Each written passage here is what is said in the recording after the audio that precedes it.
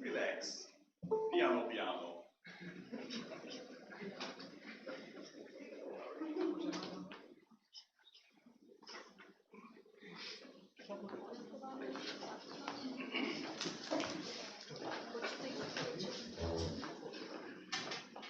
До слова запрошується адмірал Борис Кожин. Високоповажний пан барон, прошу до мене сюди. Дорогі друзі, побратими, співвітчизники, дозвольте від усієї душі палки сердечно вітати вас. І сьогодні такий файний день, ще один такий мосточок між Україною і Німеччиною. Дозвольте від щирого адміральського серця вручити пану барону Юхтеру таку нагороду. Слава військово-морським силам України!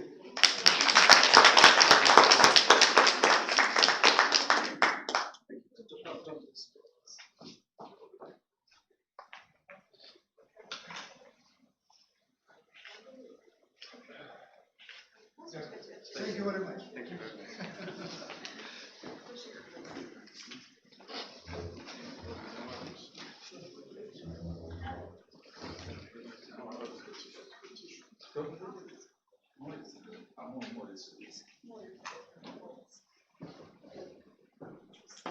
До слова запрошується професор Moritz Hunzinger. Madam Director, dear friends, Admiral, Mr. Young. Пані директор, шановні друзі, пан адмірал. I'm very happy to be here again as your honorary doctor. Дуже радий знову побувати сьогодні як в якості почесного доктора. And I enjoy that our world is so small today. Мені подобається, що наш світ сьогодні такий малий. Just recently I met the German commander of the Navy, who is a dear friend of me. Нещодавно я зустрів командувача військово-морських сил Німеччини, який є моїм другом. And I told him that I'm visiting this institute today and I will meet Admiral Koshin, and he asked me to overbring his warmest greetings to Admiral. І я йому сказав, що я сьогодні буду в інституті Агроекології, що я буду зустрічатися з першим командувачем військово-морських сил України, і він передає адміралу Борису Кожину свої найщиріші вітання. I would have never met you all, including the heads of this institute, without Admiral Koshin. Нікого з вас би я і не зустрів би, включаючи керівництво цього інституту, без Бориса Кожина. Now I'm passing on and enlarging this network by introducing to you my dear friend Bob, who is the Baron Juchter van Bergen Quast from the Netherlands. А сьогодні я розширюю це коло друзів і представляю вам сьогодні свого друга Боба, барона Рудольфа Андріса Ulricha Juchtera van Bergen Quasta. And he and I have a very good relationship also with friends from Dragomanov University, where I am active since more than 10 years as a professor. Разом з ним у нас вже також багато друзів в університеті, Національному педагогічному університеті імені Драгоманова, в якому я вже понад 10 років є почесним доктором та професором. Just recently I introduced the heads of your institute to a visitor of the Dragomanov University, which is the Duke of Portugal. Нещодавно я представив керівництво вашого інституту гостям, які нещодавно відвідали університет Драгоманова. Це був герцог Браганца. The Duke of Portugal, Duke of Braganza's family founded Portugal and Brazil. Герцог Браганци, їхня родина заснувала такі країни, як Португалія та Бразилія. So they are entrepreneurs too. І ще вони є підприємцями. Just imagine, dear Mr. Peter de Jong from Microsoft, what would have happened if they would have had your software 1000 years ago. Якщо б у них був ваше програмне забезпечення, чого б вони досягли. So we enlarge our network. Тому ми збільшуємо нашу мережу. By adding this very charming senior representative of a family who founded two extremely powerful and interesting nations. Тому ми розширюємо це коло такими чудовими людьми, які заснували такі великі країни, як Бразилія та Португалія. 3 of his cousins will visit my university in the next year. 3 двоюрідні брати герцога-браганці наступного року відвідуватимуть And Україну. your institute is heartily invited to meet them, І ваш інститут також запрошується на цю зустріч. to meet the Royal Prince of Italy, Emanuele Filiberto, Зустрітися з принцем Італії Еммануеле Філіберто, the Chancellor of Italy, Johannes Theo Niederhauser, канцлером Італії Йоганнесом Нідерггаузером, the Deputy Head of the House of Habsburg, Lorraine, Archduke Joseph Konrad, та заступником королівського дому Габсбургів Лотарингів Карла Йозефа Габсбурга, whose family governed a part of Ukraine a long time ago. чия сім'я також колись багато років назад правила частиною України. And the first one and only monarch in the world who is a Tsar, a king, and a freely elected prime minister of his country, Simeon II of Bulgaria. Ще ми запросимо першого царя, діючого царя, який в свій час став прем'єр-міністром своєї країни Болгарії.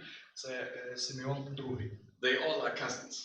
І вони всі двоюрідні брати і сестри. These noble families are interactive all over the world. Їхні сім'ї, вони взаємодіють по всьому світу. And they get children. І у них з'являються діти. And their active representatives will be our guests, as you all will be our guests. І активні представники цих сімей, вони будуть нашими гостями, і ви також будете гостями на цих зустрічах. So being in my industry, networking, I am feeling quite comfortable that we all meet again in the year 2022 on 3 interesting occasions. Тому сподіваюся, що наступного року ми зустрінемося з вами на 3 заходах, де будуть представлені гості. Ви будете членами нашого кругу. So we see each other again. All the very best. Тому ще знову побачимось з вами. Всього найкращого.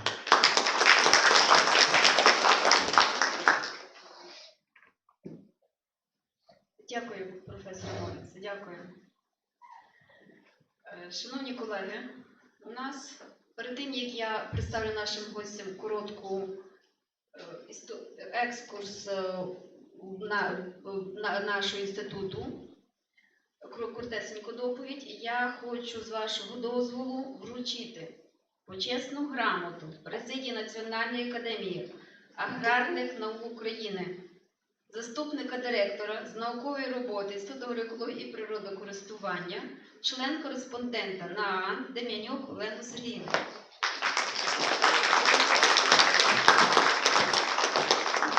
Дякую. Свято пройшло і свято повертається. Да?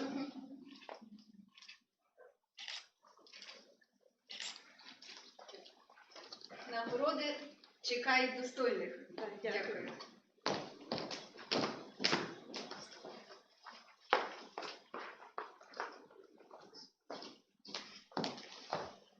Дозвольте мені коротко представити інформацію про діяльність нашого інституту.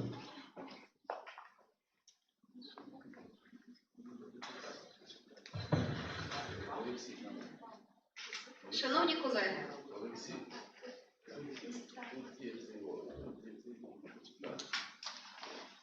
колеги, дорогі наші гості, шановні, Інститут агроекології і природокористування Національної академії аграрних наук України є провідною науковою дослідною установою з питань визначення засад державної і науково-технічної політики в галузі агроекології, раціонального природокористування та охорони навколишнього природного середовища. Основними векторами діяльності інституту є науково-дослідна робота, кадрове забезпечення, видавнича діяльність, фінансова, організаційна, міжнародна та громадсько-політична діяльність. Національним агентством з акредитації України акредитовано незалежну лабораторію екології лісівництва, що засвідчує її компетентність у сфері сфері визначення показників якості насіння сортів сільськогосподарських культур європейського рівня, а також відділ агроекології і біобезпеки, який здійснює біологічну та екологічну оцінку засобів захисту рослин, агрохімікатів, регуляторів росту рослин та інших. Особлива увага в інституті приділяється підготовці наукових кадрів вищої кваліфікації. Активно розвиваються наукові школи, академіків, член-кореспондентів, професорів Олександра Тараріка, Ореста Фурдичка, Дмитра Добряка, Олени Шерстобоєвої, Алли Парфенюк, Олени Дем'янюк, Григорія Чоботька, Василя Коніщука та інших. На даному етапі Інститут агроекології Національної академії аграрних наук проводить дослідження за такими науковими напрямами: науково-методичне забезпечення екологічно безпечного використання агробіоресурсів, біологічна безпека в рослинництві і тваринництві, супутниковий моніторинг деграційних процесів агроландшафтних, супутниковий моніторинг процесів опустелювання зональних агроландшафтів, визначення ерозійної деградації агроландшафтів, механізмів збалансованого природокористування в агросфері з врахуванням системної дії космічних чинників, прогнозування впливу змін клімату на продуктивність зернових культур, аналіз результатів супутникового і наземного моніторингу водозабезпечення агроекосистем. Ще одною науковою діяльністю це є ефіроолійні, лікарські та пряно-ароматичні рослини. І економіка природного користування, основи збалансованого природокористування агросфери в контексті євроінтеграції України, менеджмент природних територій агросфери України, збалансований розвиток агровиробництва та сільських територій в Україні.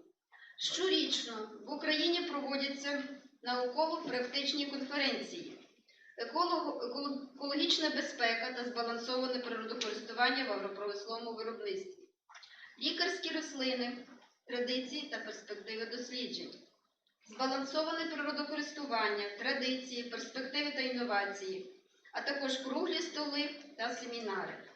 Інститут підтримує тісні зв'язки з установами Національної академії аграрних наук, має договори про співпрацю з питань агроекології, раціонального природокористування та охорони навколишнього природного середовища.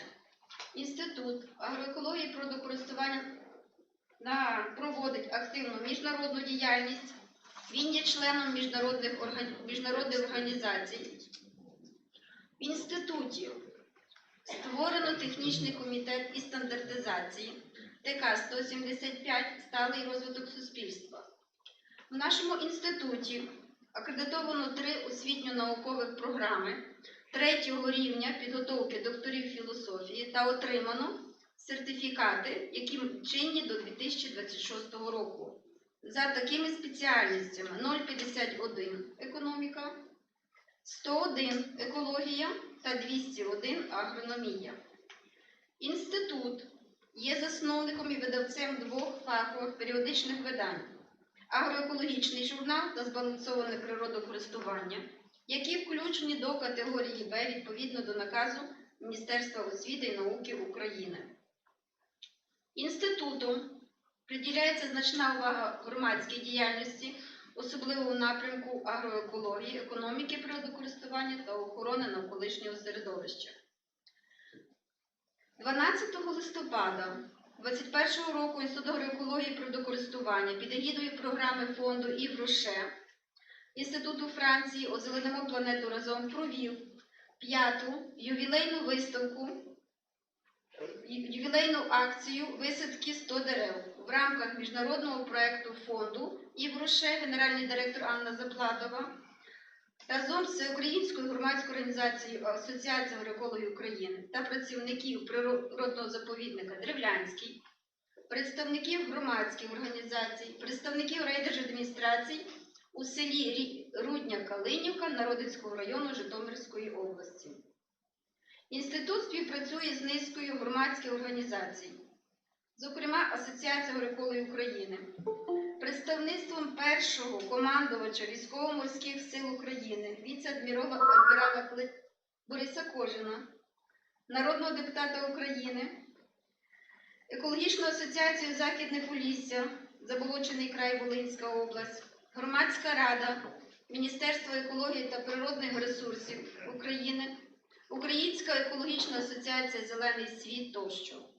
Інститут агроекології активно веде міжнародну співпрацю з вищими навчальними закладами, науковими установами, зокрема Лісотехнічний університет Софія, Болгарія, Жешувський університет, Республіка Польща, Факультет економіки Кобе-Гакуїнського університету, місто Осака, Японія, Словацького аграрного університету, Федеральним науково-дослідним інститутом сільських територій лісу та рибальства, Швейцарським федеральним інститутом дослідження лісу, снігу та ландшафтів, Швейцарія, університетом Вітауса Великого, місто Каунас, Литовська Республіка та низкою міжнародних компаній.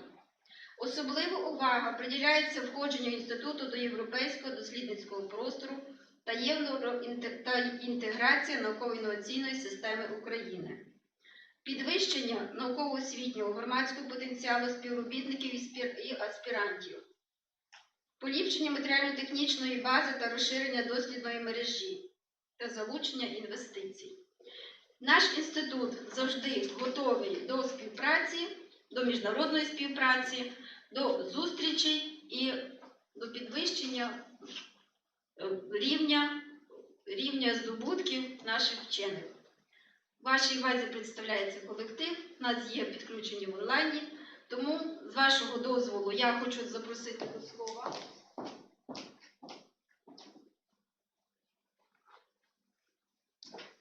барона Рудольфа Андріса Ulrich Juchter van Bergen Quasta із темою лекції «Від вченого до підприємця. Дорожня мапа». Будь ласка.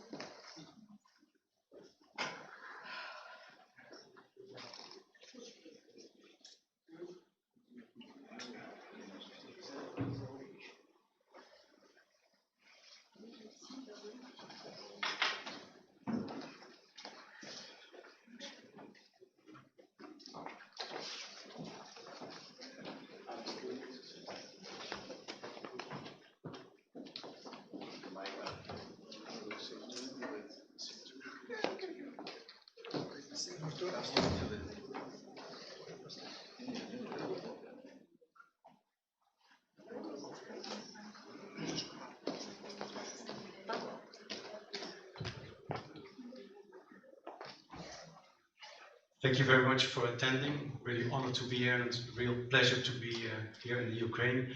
It's my first time, and I'm really enjoying it already on the first day. So thank you very much for your welcome. I am the CEO of the Swiss Chamber of Commerce in the Netherlands, and in that capacity we have a lot of dealings with startups and companies in the growth phase. And we focus on attracting investors for startups, and we also focus on business development. So we help companies in the growth phase, and we help startups to grow further to become successful businesses. The lecture I will be giving today is about it's a roadmap for becoming an entrepreneur, for growing from scientist to entrepreneur. So when you're a scientist and you want to become an entrepreneur, this will give you some, this will be a roadmap towards that, to achieving that goal. I will first start with a success story about a lovely lady who I know very well.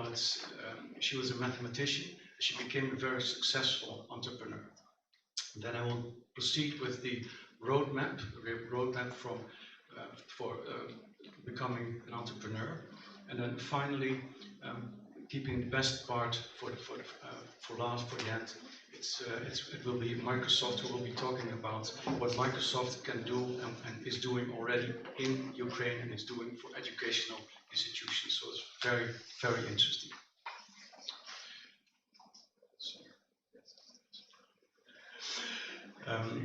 I will start with the success story, which I hope will be a stimulus for all of you. It's a story of Ria Prasad.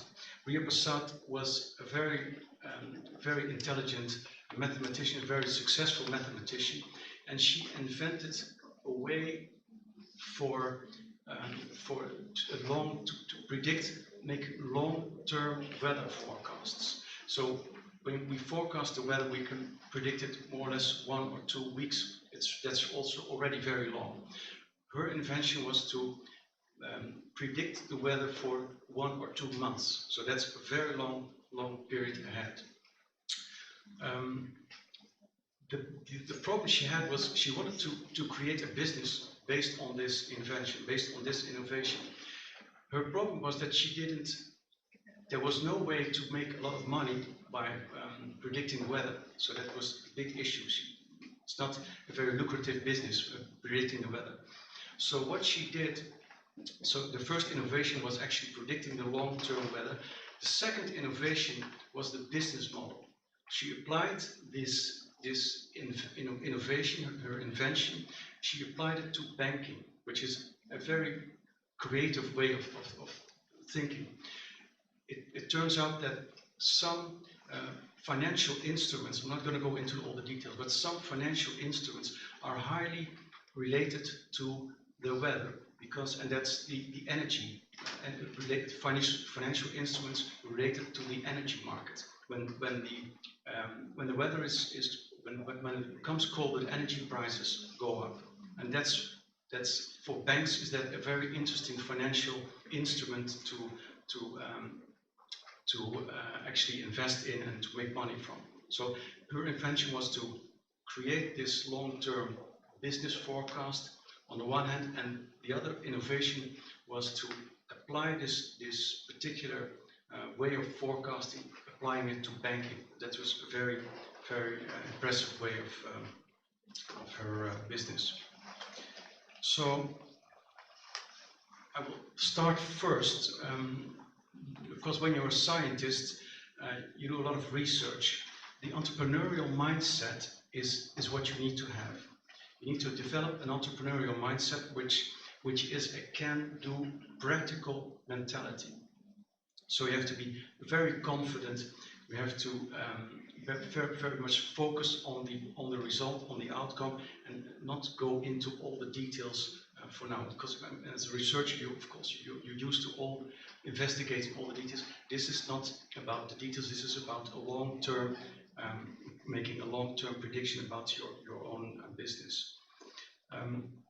Also, would like to start with a saying of our president of the Swiss Chamber of Commerce in the Netherlands. He says, "The winners have a plan, the losers have explanation." So I came too late because I missed the bus, and all. Losers have explanation. Winners have a plan, always a plan to become successful.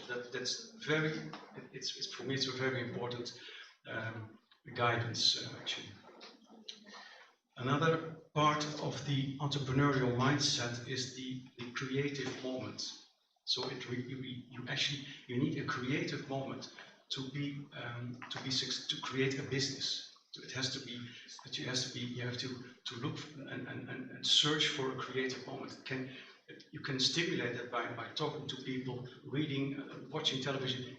It needs to be in a natural, come in a natural way actually. Be careful that the creative moment doesn't turn you into a dreamer. So you have to structure this creative moment as well. It has to be a very good structured thought before you start actually developing the business. Another part of the entrepreneurial mindset is that you have to really love what you do. Don't start a business because you think it might be interesting, make you a lot of money. Which you don't like. You have to really think about something you really like to do, you really enjoy to do. Otherwise, business will fail in the end, because you cannot show people how your passion. You have to really show people how passionate you are about your business, and that's the way to attract other successful factors. So you have the entrepreneurial mindset. What you need to do first, actually, what I think you need to do first is you have to create a network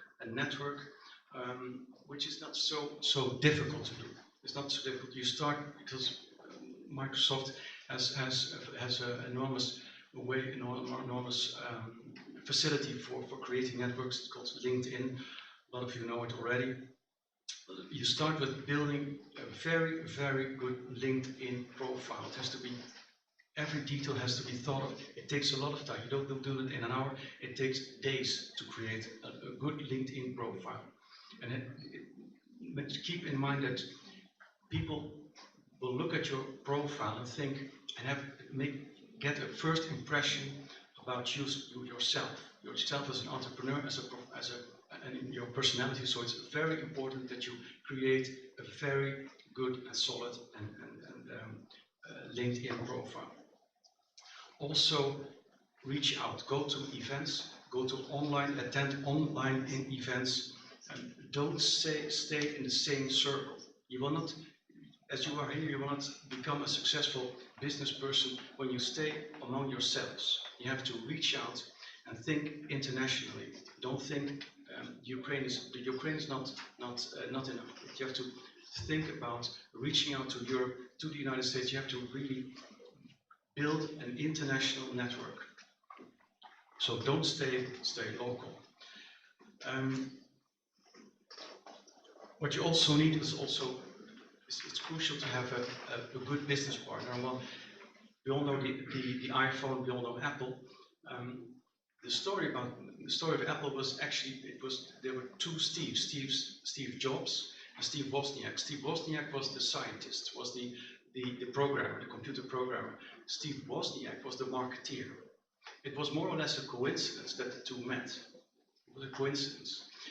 It was actually the birth, of course, of one of the biggest multinational big tech firms in the world. It was the creation of Apple. It was because the two met. If that meeting would not have taken place, we would not have the iPhone and the iPad, etc. We would never heard of Apple. So finding a good business partner is very, very important. The third part creating a successful business is actually, all these items I'm mentioning are very, very important. The business plan is perhaps the most important part of creating a successful business. The business plan is the roadmap to success.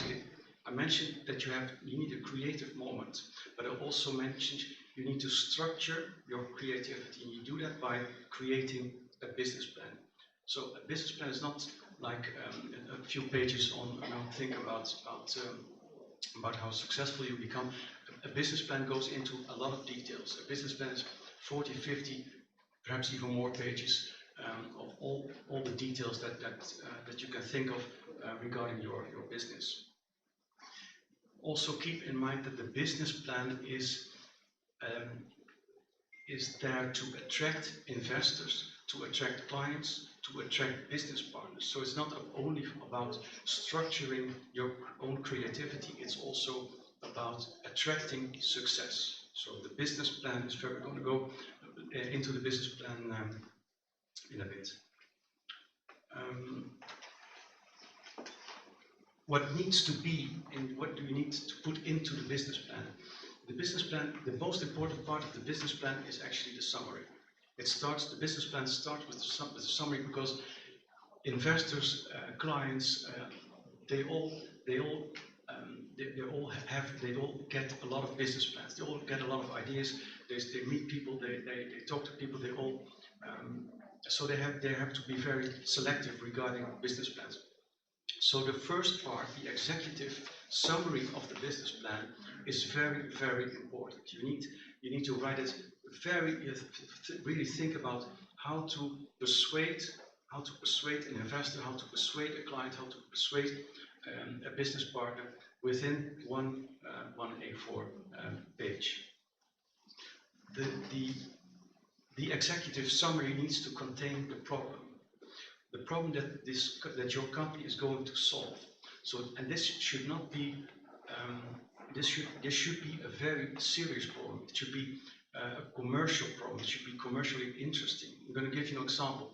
We have a client that, of course, you know about Pfizer and all the big pharmacy companies. They have one big issue, which is that their medicines are copied, and that's very dangerous. So when I, for example, see a box which says Pfizer whatever medicine, I'm not entirely sure if it's an original or if it's a copy.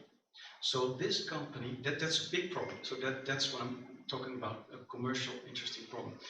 The company that that we have dealings with, our client, he found a way to make visible the originality of the medicine. So any consumer can use his phone, check the code on the medicine, and they will see 100% if this is a genuine medicine. So the pharmacies, the pharmaceutical companies, they're very much interested in such an innovation, or solving such a problem. So that's what I mean by you have to think about a really good, interesting and commercial, interesting problem.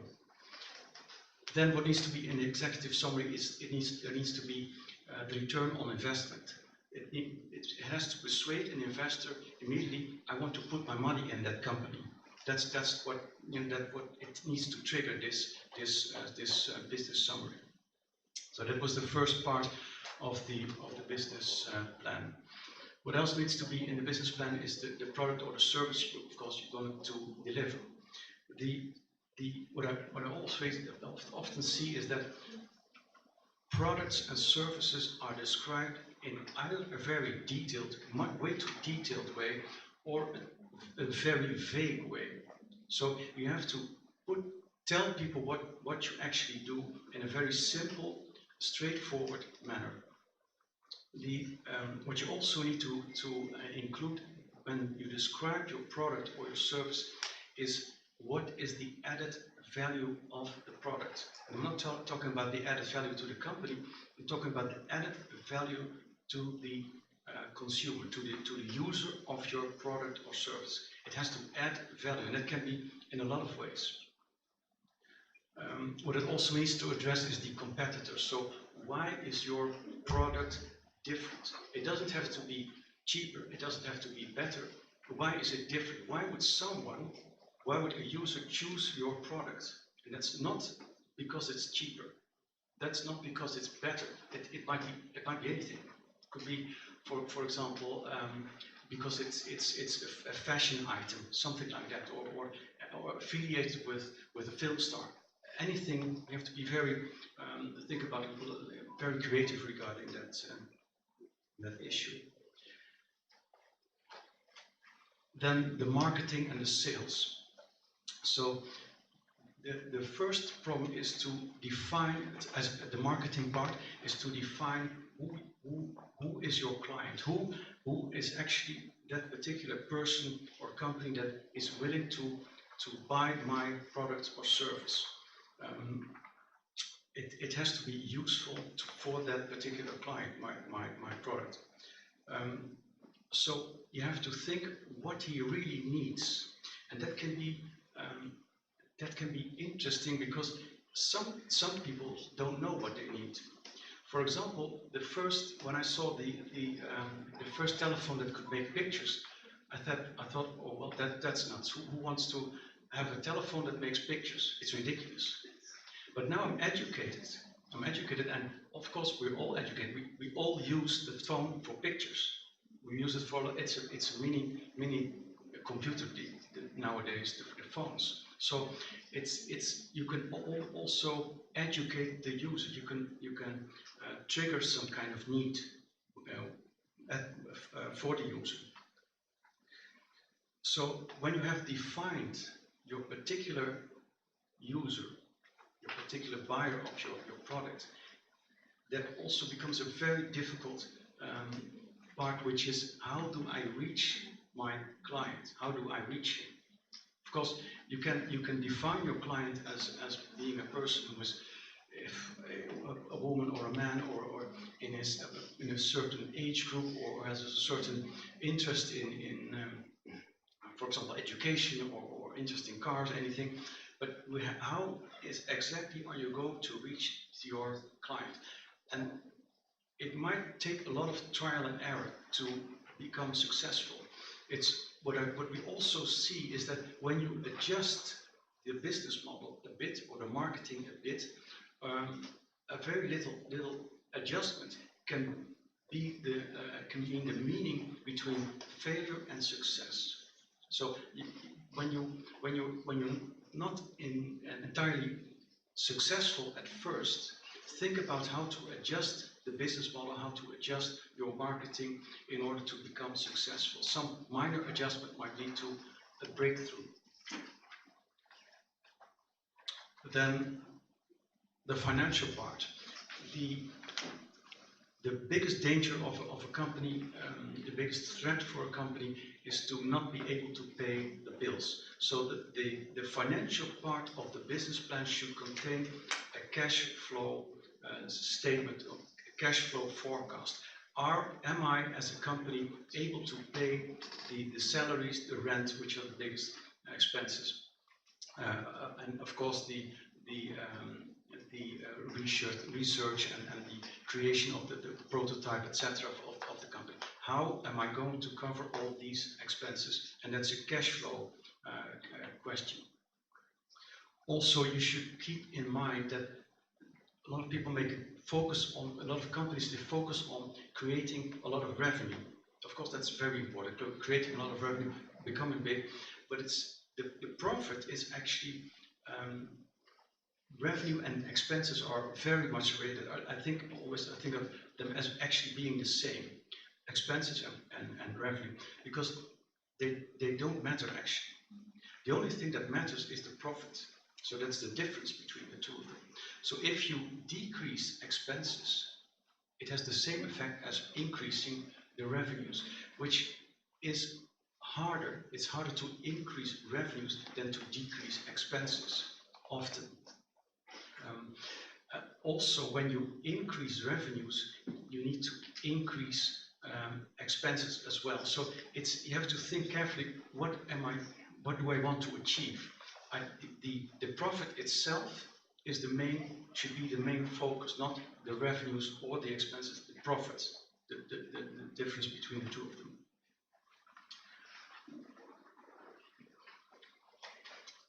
Then how the Swiss Chamber of Commerce in the Netherlands will help scientists here present to become an entrepreneur themselves.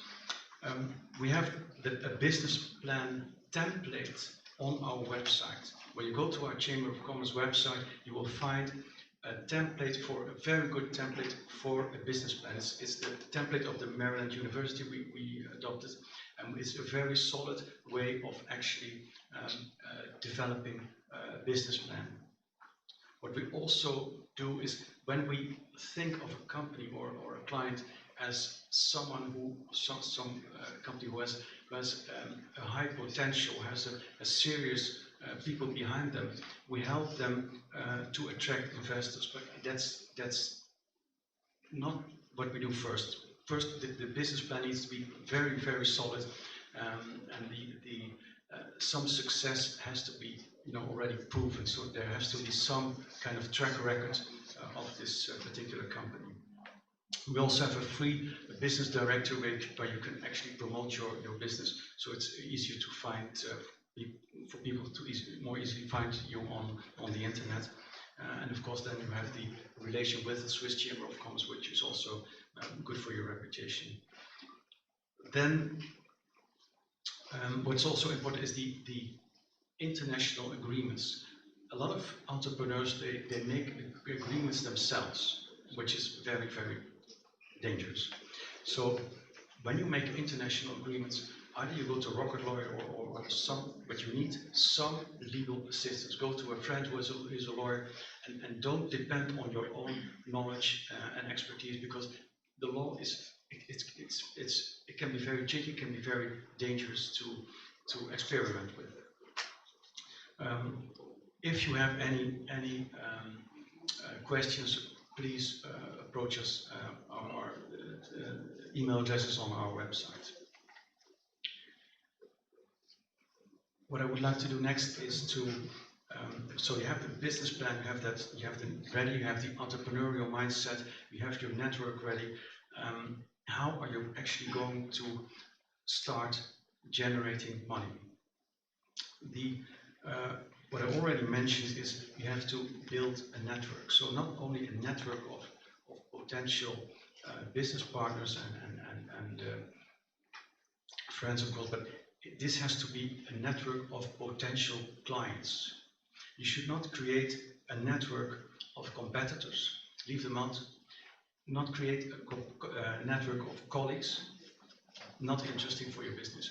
You should create a network of potential clients. You should reach out, that's the way to reach out to potential clients and get their feedback regarding your business plans, your business ideas.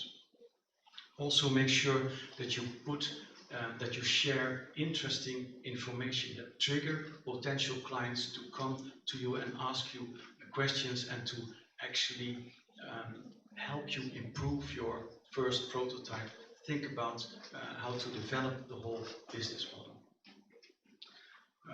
Finally, of course, create for your company a LinkedIn profile, a LinkedIn company page. Sorry, company page on LinkedIn. It's very easy to do and gives you very good visibility. What we also see is some companies, they're extraordinary business ideas, extraordinary people behind them, but they have a terrible website or even lack a website. So you have to make sure that your website is your visiting card, your profile on the web, on the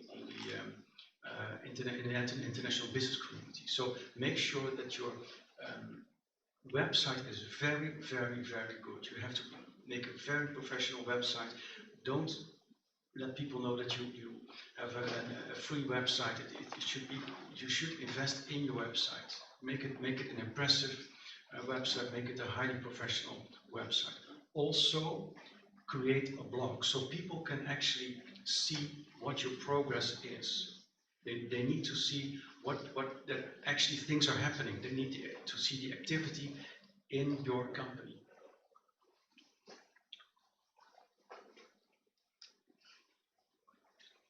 So when I mentioned already Apple, Steve Jobs and Steve Wozniak getting together and having this great idea, starting with a kind of wooden computer, and now one of the most sophisticated high-tech companies in the world.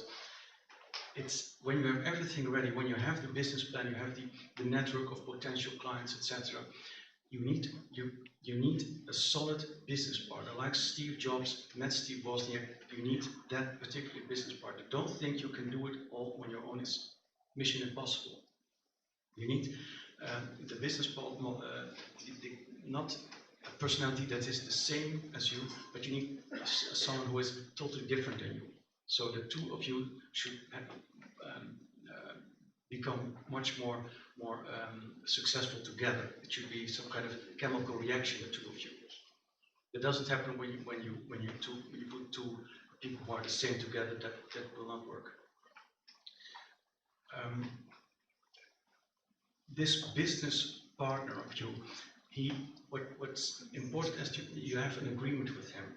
You have an agreement with him, and you have to also what I also already mentioned. You have to make this agreement a very solid agreement, and you need legal help with that.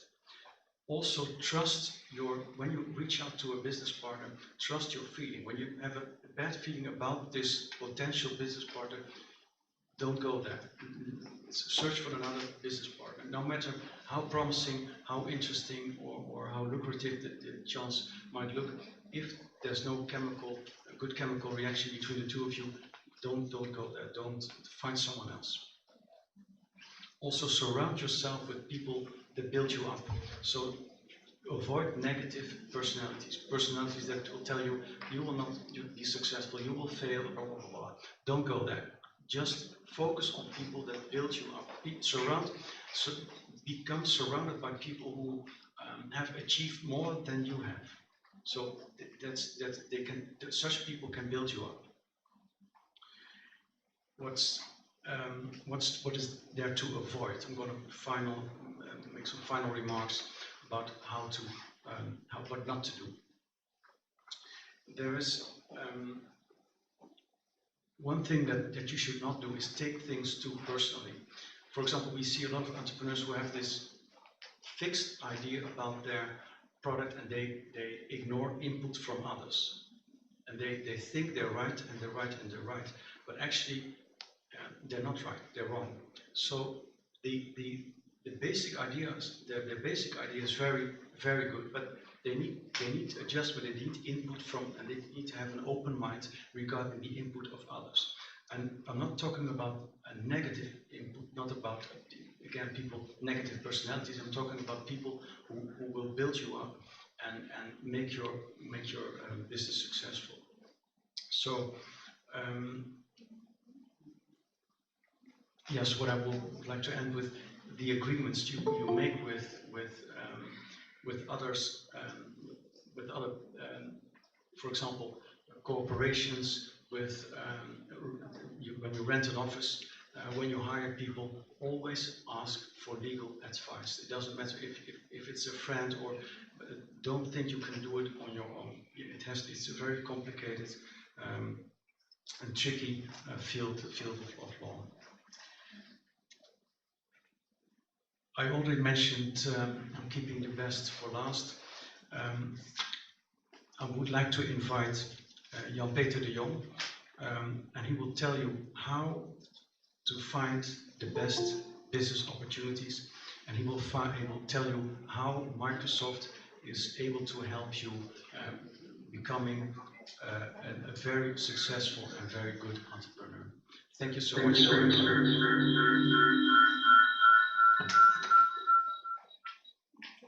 Thank you very much.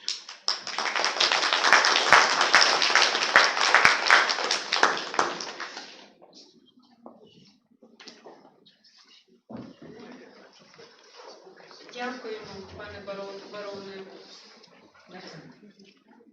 До слова запрошується Jan-Peter de Jong, регіональний директор Microsoft Україна. Тема доповіді – розширення можливостей агробізнесу. Будь ласка. Thank you, Oksana. Thank you, Bergen Quast. Let me start with a little bit about myself. I was in Ukraine since 2013. I'm the general manager of Microsoft Ukraine. Board of directors Wemtja. I'm very close to Ukraine Startup Fund.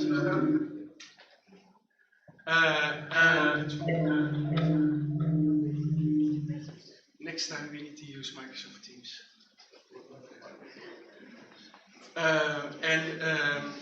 Advisor to a couple of investment firms who have the focus of startups in Ukraine. I hope everybody can understand my English. Yes? Good. So let me go and talk a little bit about agriculture. I'm not an agriculture specialist, but I love agriculture and I love the country because it is one of the most important industries in Ukraine. The question that I got is, what agro areas should you focus on if you want to start up, if you want to set up a startup? The other question is, what value can Microsoft add to that? I'm not here to go and sell Microsoft. Forget about it. What I'm here is to open up a little bit of the eyes and idealize with you where you can go focus on in terms of setting up your startup. So before we do that, as advisor of some of these startup investment funds, what do we look at if have a startup and you need money. You want to attract investors. What do you need? So we look at what is your focus? We look at, are you unique? Do you have an idea that is unique? Are you able to differentiate yourself? Are you solving a problem with your idea? And at the end, and I think this is probably the most important thing for an investor, do you have an idea that is scalable? That is important, something you have to think about. So if you go to the next, we have to go back to, yes, the second chart, the next, yes. No, is this a second? Ooh, I missed this one. No, this one, okay, something went wrong there. So first of all, what we see is that agriculture is transforming. Why do we focus on what is changing in agriculture? Why do we focus on that? Because that is, every change is an opportunity for you. So, where are the changes in agriculture as we see it? First of all, regulatory landscape. We see Ukraine and Europe. There is a big association treaty, and that is helping the farmers, that is helping Ukraine to do trade, to ease trade with the European Union. And I talked to a lot of farmers. I talked to a lot of very advanced farmers here, and they complain. They say, Jan Peter, listen, we have so much regulatory change. How can you guys help us to still do business with Europe? Jan Peter, we have a farm that is ecological. But in Europe, in Canada, they don't want to pay for it. Because we are Ukraine. They don't trust our ecological certification. So this is an area where you definitely should focus on. Because it is hot. It's not only helping yourself, but at the end you contribute to Ukraine. Yeah? So that's one. The other one is, what we see, agriculture is like medicine, and it was mentioned before, it is getting more and more personalized.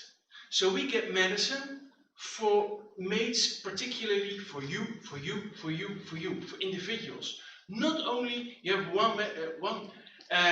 a pharmaceutical company that is making pills for everyone on the planet. No, we get more to individualized medicine, personalized approach.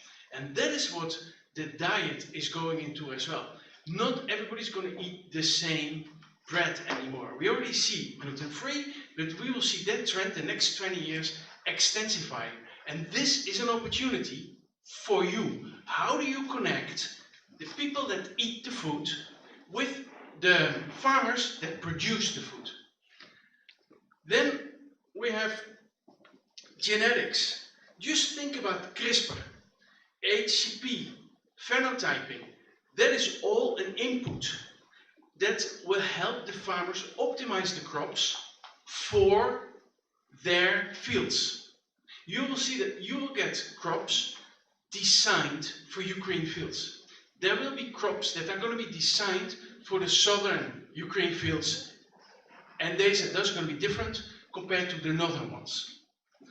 So these are just a couple of areas where agriculture is changing so fast that I would actually say those are the areas where, if you need to attract investors, these are the areas to focus on. So now we go to this chart. If you look at the value chain, I always love from farm to fork, right? You put seeds in the ground, and then at the end everybody's eating it. Perfect. The whole chain for me is agriculture. It is not only the farmer. It's as well the processing, and it is as well the distribution and bringing the products to the consumers. And then if we look at where do we see the inefficiencies at the moment. So think as an entrepreneur. First, you look at what part of agriculture is changing most. And be broad. Take the whole value chain. And then we go to the next, and I hope the next is good. Yeah, perfect. Where are the inefficiencies across the whole value chain? And let me stand here and not fall down, because then we can look at the slide together. So first of all, if you look at the left, we have the potential production. Yeah? And the production, we can help you. We can help the Ukrainian farmers increase the yields up to 40% at the moment. I will not rule out that we are able to help the farmers to double the yields in 20 years. How do we do that? We use precision farming, we use analytics, and we use satellite imagery to make sure that the seeds that they plant are going to be optimized for where they are going to be planted in the fields. And we are going to combine that with historical data of the fields, historical data of the crops, and we're going to help the farmer make a decision what kind of crops to see next year. We're going to help the farmer with reducing the pesticides and herbicides. We can even help to become certified ecological.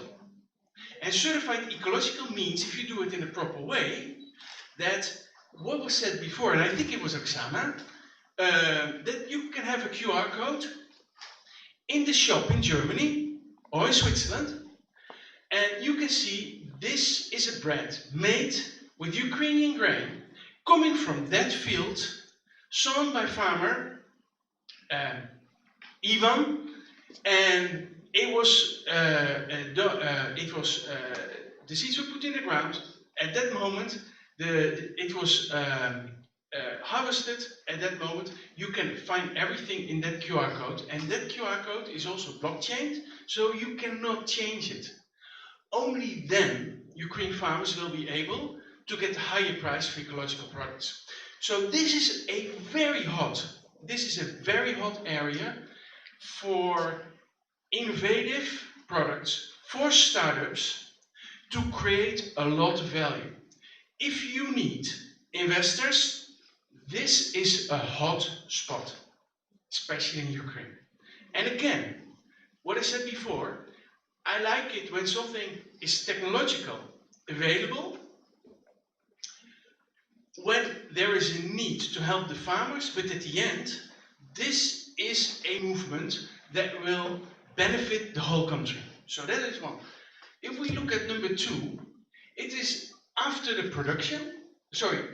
harvest, we have from production to consumer. That is where we see typically a 30 to 50% loss of value.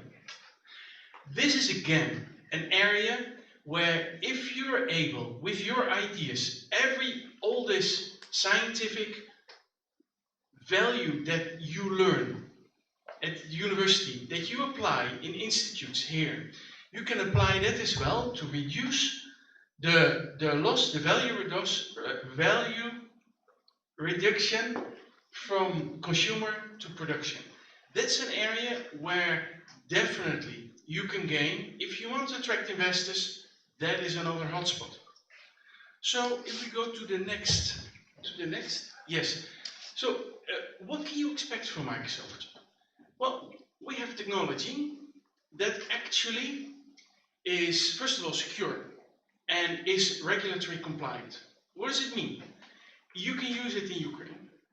If you have GDPR data, GDPR sensitive data, you can use it.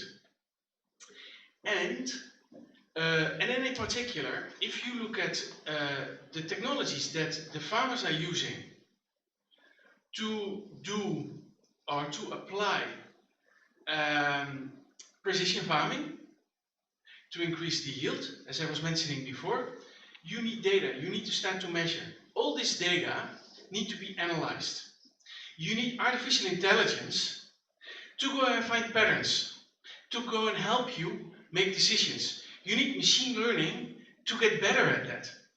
And these are the tools that are available and that are available for all the farmers. So what we do, we are working with institutes, with ministries, we are working with some of the bigger farmers, but also we want to go with the smaller farmers in the regions and create small collectives where we educate them on these initiatives that maybe only cost a little bit, 10K euros or dollars, and then they can start using some satellite imagery, they can start using a drone collectively, they can gather data, and then they can start to optimize their production.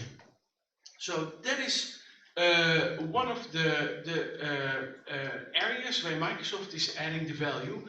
And if you look now at this Farmer's Edge, it is a huge farm.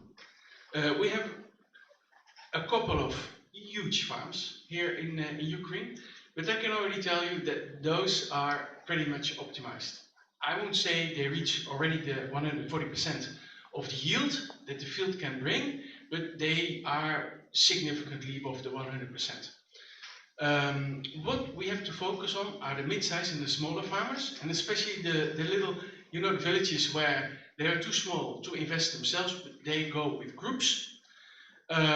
So what we do, we use satellite imageries in different frequency. We measure the moisture in the soil. We can measure the health of the plants. We can even measure the sap streams in trees. We can even measure from satellite how fast a tree is growing in a year. And that's not a lot, but this is how accurate what we can measure. So all this data we put in database. We have partners that did this kind of things before, so you don't have to reinvent the wheel. But what you do is you need to make it locally specific. You need to make it applicable for the farmers here. With that data, you can make a map of the field, and you can see it you can see it here. This one. That map actually shows what is the dryness of the field. So then you can help the farmer, steered by satellite, GPS, steered by that, put 2 or 3 kinds of seeds instead of one. Where the seed for the normal, what he would put in normal, would probably be 80% or 70% of the field. Then areas of the field that are a little bit more moist, it gets specific seeds that are optimized for more moist. And when the parts of the field where you have a little drier, you put seeds that are optimized for that. And then you will see that you have, first of all, you leverage your fields much better. But there is another benefit. The benefit, if you optimize your seeding with this, it means that the chance that you get diseases is less as well. Because if you get a disease in the field, it starts with the more moist areas or the more dry areas, right? And if you optimize the seeds for the field, then you can actually reduce the chance that you get diseases in the field. So that is actually number one. If you reduce those chances, you can also automatically reduce pesticides and herbicides. So that's an important one. We can also then measure with the satellite the health of the crop. And again, it's multi-frequency, so it's not only visible light, but it can also check the temperature of each individual plant, and then it can kind of check how well is the crop doing. From that, you can actually see if there are areas in the field that start to get sick. If you get a cold, it starts with one cough. So the satellite gets that one cough, and then you can actually help reduce first of all, the farmer will go there and check it by himself, and then you can start to apply pesticide, herbicide, whatever is needed to reduce that disease. At the moment, still you see a lot, when there is a disease, first of all, farmer spots it too late, and when it's too late, they have to spray the whole field. And sometimes even the neighbor farmers need to spray as well, because they are afraid we get the same disease. So this is something that you can easily reduce by getting the right data and getting the right amount of data and at the right moment. So that is actually, and to be honest, I can talk about this for weeks because we have so many of these use cases. We can apply it to pig farms, to cows as well. They get the step meters on the leg, and with that we can actually see if the cow is more healthy or less healthy. We see if, for instance, if you want specific kind of milk, then you can kind of help the cows to walk more or less. So this is everything that you can do with all this big data. And it is up to you. It's up to the entrepreneurs who come with the ideas and are brave enough to say, you know what, guys, let me go and help the farmers with this. Start up your own company. So let's go to the next. Yes, water management. I just want to say, and I don't know if I have time, but this is an idea that is very close to my heart, and we've been discussing it with the government as well. Irrigation, water management. You can do exactly the same with the methodology that we had before on should I go and irrigate my fields, yes or no. And you know what, in some areas in Ukraine there is enough water. In some areas there's not enough water, so that's a very important one. But even in the areas where there is a lot of water, and one good friend of mine is a farmer, he has enough water, but he said, yeah, Peter, if you can help me reduce the amount of irrigation, that would be awesome, because I'm spending, and I forgot, 100,000 liters of diesel for part of my fields per year. Can you imagine? Just to fuel the pumps for the irrigation. So water management is hyper important. It's good for environment. Think now about the following. You create, and we have the plans, you create it in the newspaper, the new irrigation system. It's very important where you get the water from. So we have the Carpats, we have Dnieper, we have the swamps in the northwest. So we have all these areas, right? We know them. You've probably been there.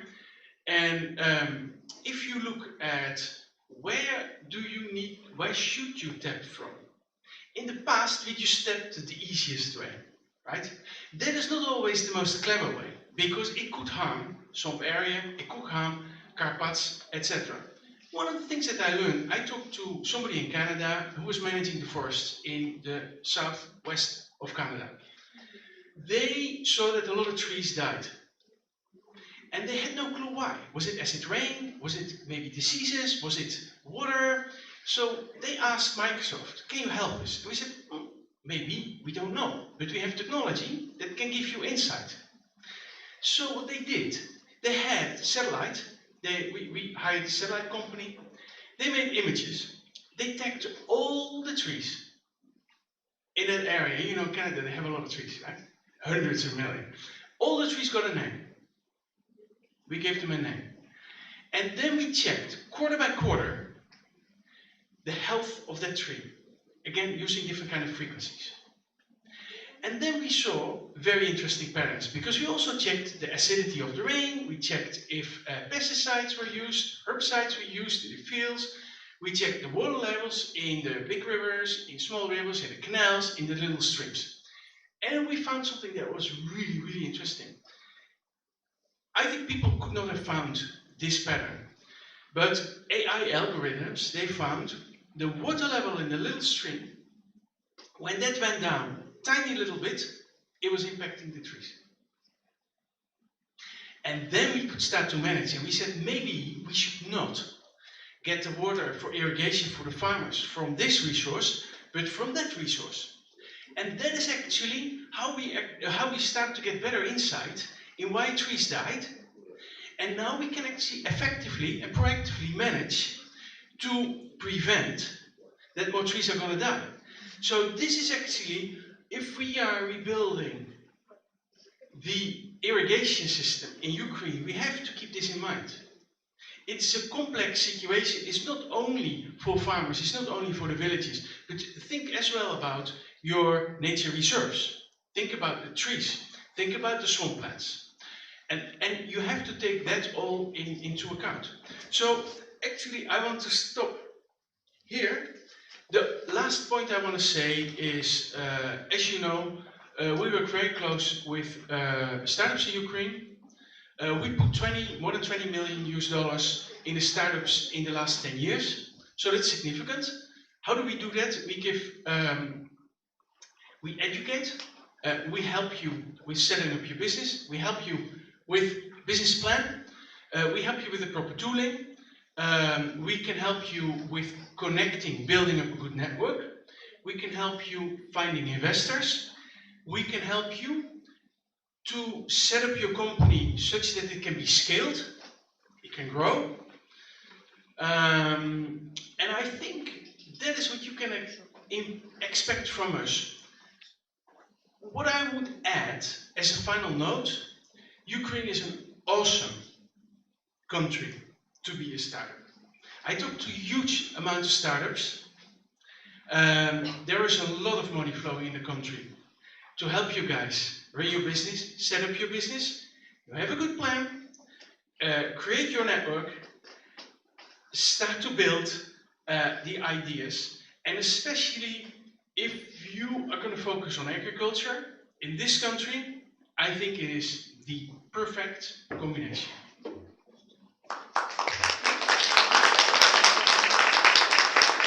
Дякую, пане Яне, за цікаву лекцію. Є запитання? Доктор філософії з економіки Владислав Лазаренко.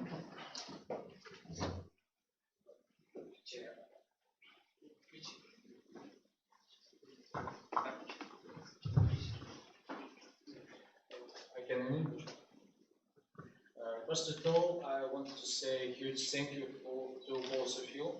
That it was really interesting. My questions are to you. First of all, have you ever had some cooperation with any states from Ukraine? Maybe it's government, maybe it's any state enterprise. And second is, could you please give us some particular Ukrainian example? The last question is,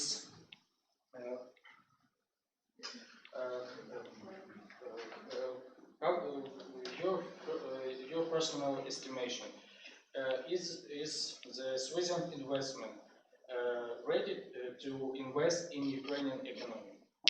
Thanks. Thank you for your questions.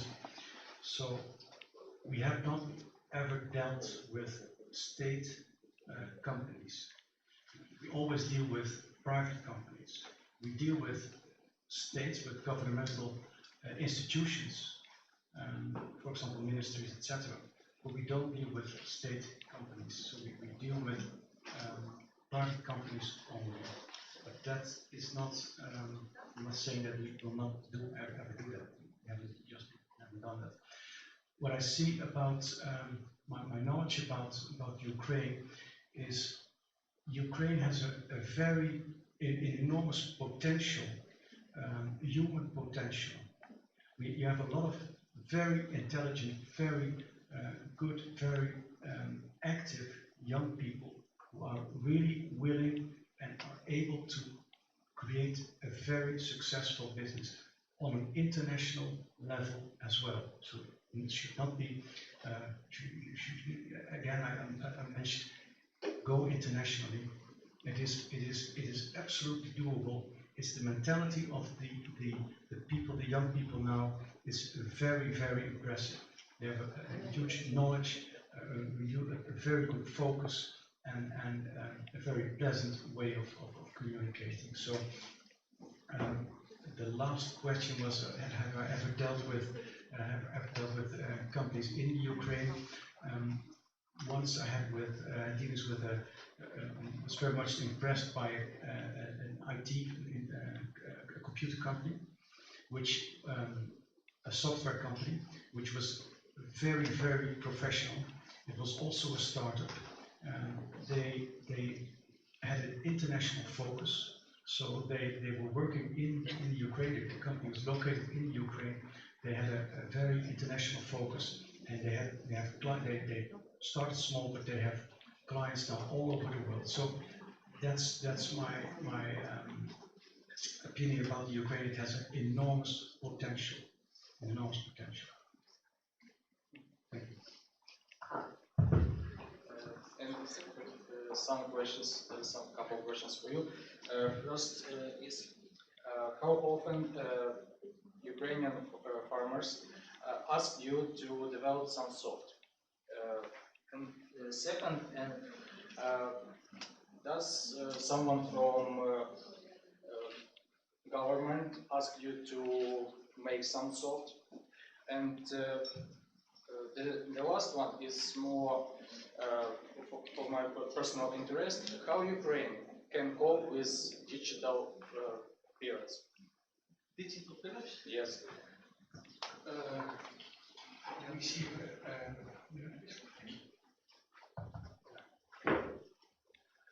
First of all, how often Ukraine farmers? So agriculture is a priority for Microsoft. We have a huge amount of activities in agriculture, and we not only talk about farmers with, but different kind of farmers. So it's farmers for animals, farmers for plants. We even start to look now at if we grow trees, if trees are being grown. So yes, we have the biggest farmers as our day-to-day customers, and they have often a lot of questions. So I would say we work with farmers on a daily basis. The second is government. Yes, I don't know if you are aware, but we signed memorandum with the government, Ukraine government. We're very close to Ukraine government. The bottom line of that one is that we want the Ukrainian government to build a trusted service to the citizens and to the farmers. And trusted in this case means secure, available, and compliant to regulation, compliant already to GDPR, because we know GDPR is coming in Ukraine. I'm very happy to see that. So yes, with government we work. We even, and I forgot the ministry, I think it was Food Safety, Consumer Protection, but it can also be Ministry of Agriculture. We are going to organize a hackathon, so that will be definitely interesting for all of you. When they decide the date, I will post it on LinkedIn, and Microsoft Ukraine also has a Facebook page, so that is interesting. 2 weeks ago, I signed with the Minister of Ecology and Natural Resources a memorandum as well, where we in particular also going to look at how to improve the irrigation, how to help Ukraine as a country and to become better and maintain the extreme beauty that we see here. So the third question I missed. Yes. What was the third question? About digital periods. Oh, digital pirates. I know it's a huge problem of Ukraine. Yes, it is. Well, you know what?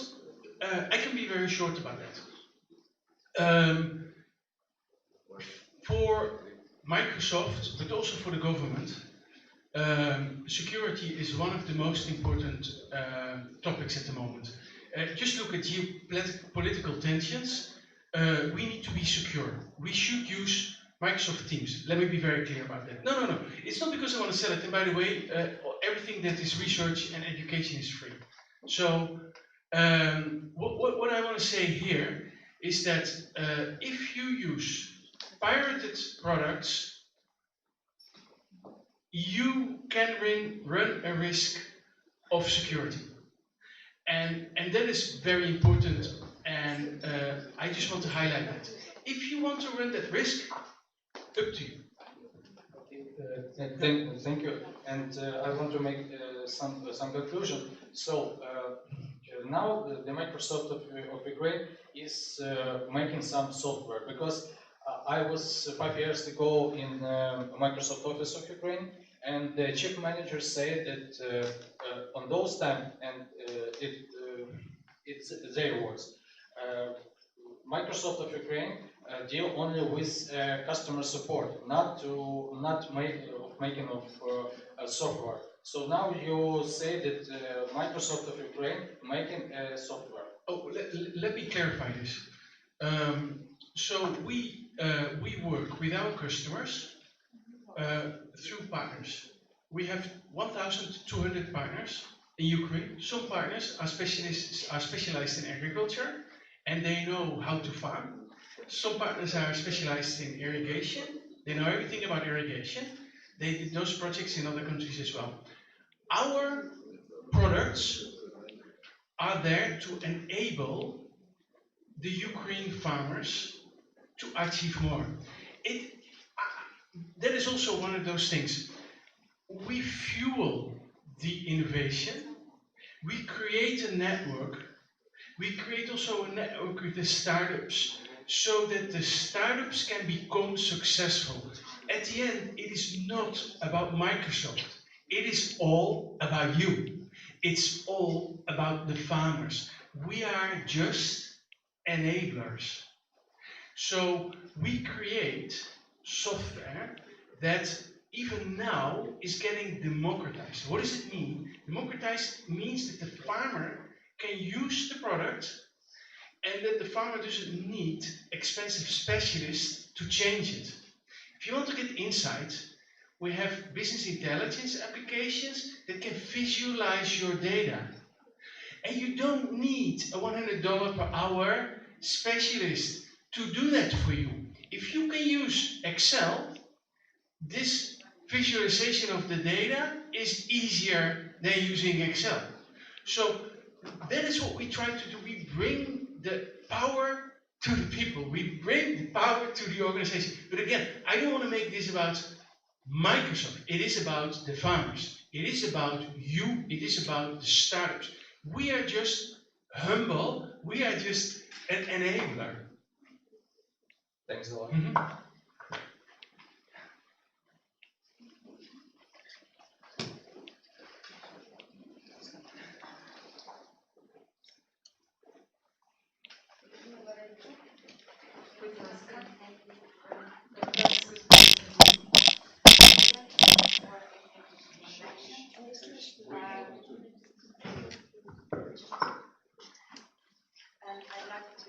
Cannot hear you. I'd like to ask both speakers. My first question for the speaker. We cannot hear you. And now? Yeah.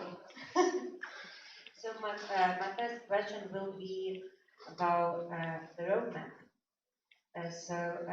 For me personally, the vital question is transition from the idea itself to business mindset, business mindset thinking. It's vital for me because here in Ukraine we used to think that if you want to be successful, you should work a lot. If you want to get more money, you should work harder. But nowadays we can hear something like, if you wanna be successful, you should make your money work while you're sleeping, or something like the harder work on a farm with a horse, but it's never becomes a farmer. So, what's your personal opinion? Is it possible to develop that business mindset? Or is it something we should work with? And if it is possible, what's the roadmap for that very first step? Thank you very much for the question. So, of course, some people have a talent for becoming an entrepreneur and some people don't. That's the truth. So if you lack any talent, if you are totally uninterested in entrepreneurship, you will never become an entrepreneur. If you are interested in becoming an entrepreneur, if you really want to, there's always the possibility. So becoming an entrepreneur doesn't you don't need a lot of intelligence to become an entrepreneur. So it's actually changing this mindset. It's perhaps the most important thing. I started with the mindset. Is the change of mindset from scientist to entrepreneur. It is something you can develop. If you want it, you can develop it. You can actually start by, for example, looking at a very simple shop. Very simple shop in your neighborhood, supermarket or any grocery shop, and ask yourself, why is this shop attracting clients? What is the business model? How much money is this shop earning? If I go to a restaurant, it's a kind of addiction. If I go to a restaurant, I think, so I see the price of the menu of a certain delicatessen or a certain drink, and I think, okay, so this particular Coca-Cola, it will cost, for example, 50 cents to buy. It needs this restaurant needs to be, the premises needs to be hired. The staff needs to be paid. So how many Coca-Colas do you need to sell to become profitable? So those simple, this is very basic. If you start exercising your mind like that, you will become a very successful entrepreneur. Start with the simplest of the simplest examples. Don't think about how Microsoft is making their money. It's too complicated. So think about very simple ways. So Professor Hunzinger is, for example, a very successful entrepreneur. And you mentioned earlier, do you need to work very hard to become a successful entrepreneur? I know for a fact that Professor Hunzinger is working 24/7, and he's a very successful entrepreneur. So probably there's a relation between the two of them. Thank you for your question. Thank you very much. And my second question will be for the next speaker, second one. The question is, as we are not agricultural producers here, we're scientists, and you were spoken about farmers mostly, yes? So do you have any projects with scientific institutions? For example, you told us about forests in Canada, and in Ukraine, the vast majority of woodland is state land.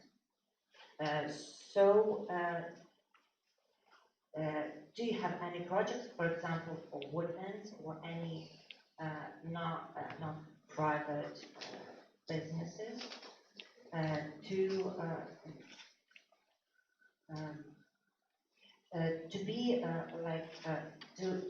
provide that information, maybe potential information for users for the future, for example, for forests or maybe other land. Yes, as I said before, we work with the Ministry of Environment, and we are working with a couple of farmers on optimizing how they farm, and those can be in a similar direction as what I just mentioned. There are a lot of projects that are about optimizing the whole process, the whole chain between farm and fork. If you look, for instance, at one of the issues that we see and that a lot of our customers see is a shortage of human resources. Economy is actually going pretty well in Ukraine. We see that there is a significant shortage of specific resources, and we help farms, government entities to optimize such a way that they can do more with less people. Is it addressing your question good enough, or? Partly, yes. Thank you.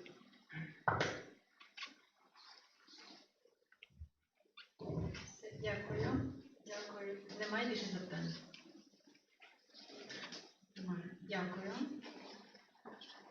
Я хочу подякувати нашим спікерам, пану барону Юхтеру і Яну Петру де Йонгу за чудові лекції. Це дуже хороша практика для наших молодих вчених, для тих, хто вже є докторами філософії і тих, хто тільки готується. Для старшого, зрілого покоління наших вчених це була ще одна практика згадати те, чого ми не довчили в школі. Тому що навіть у чаті я бачила, що писали, що не все розуміють, але дякую пану Олексію Тищенку за те, що він люб'язно нам надав матеріали і англійською, і українською мовою. Дякую.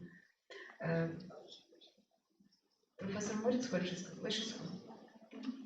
Все, дякую професору Морицу, дякую Борису Кожину за те, що приділили увагу і дали можливість такої поважної зустрічі для наших вчених, для нашого інституту і для наших гостей в онлайні. Ті, хто не зміг долучитися до офлайн зустрічі.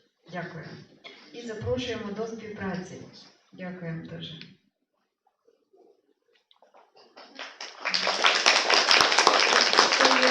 Ще є прохання зробити